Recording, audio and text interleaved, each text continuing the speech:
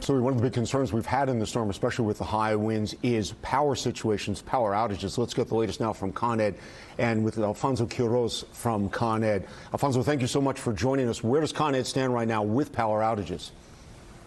Thanks, Michael and Darlene. I appreciate you letting me be on this morning.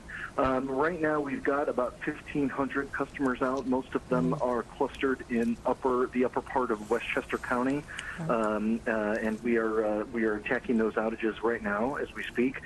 We actually have we've asked about 370 Con Edison people to come in to work a little bit later from last night into today, and we have about 250 mutual aid people from as far away from Alabama, Indiana, and upstate New York who are also helping tackle some of those outages as they come in.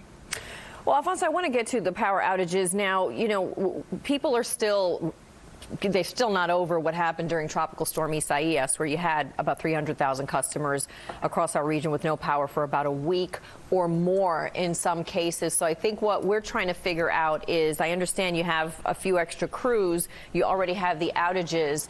How are you going to do things differently this time around, understanding that this is summer and Isaias this is winter and Isaias was in summer, but how are you going to do things differently to guarantee that if people lose power, they're not going to be without power for a week? Well, number one, we have to have everyone understand that there's always a possibility to lose power, and there is always a possibility that you could lose power for a couple of days, especially in a storm like this where roads are going to be blocked and it's even difficult to get to these locations. But what happened in the summer and what's happening today is completely different. That was more of a wind event, and that toppled down trees, and it was 70 miles an hour wind. That is not what we're seeing here. What we're seeing here is a little bit of a different problem. We're seeing a heavy, wet snow that's laying on our wires. Now, there is not a whole lot of wind like it was in Isaias, so there's less of a chance for that for that snow to be blown off of our wires. So we are going to see a lot of snow on the wires that are going to be sagging, and there will be a chance for trees to come down on wires, which we're seeing up in Westchester right now. But there's always a possibility that customers can lose power. This is why you always want to have contingency plans set up.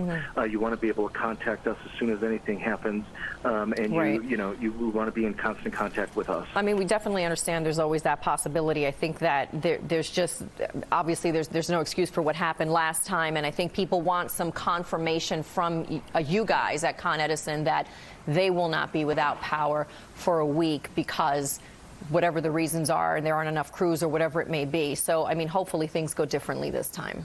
So in that case was really where the forecast changed at the last minute. So we were expecting more of a flooding issue, and then it was more of a wind issue. And so those things will happen. But obviously we are watching the storm as it comes in, and we're going to be responding to these outages as quickly as they possibly occur. We also want to remind people to stay away from any downed power wires. Now, that's not so much of a deal in places like Manhattan, but up in Westchester County and other areas where there's an overhead system, there are overhead wires that when they come down, they could be laying in on the street or on the sidewalk. They could be covered with leaves or snow. But if you see any down power wires, you got to stay away from them, and you want to consider them live. All right. Thank you very much. Alfonso Quiroz, thank you very much from Con Ed, and we'll call on you to give us any updates if you possibly can, because I know a lot of people will be waiting and watching. Thanks again.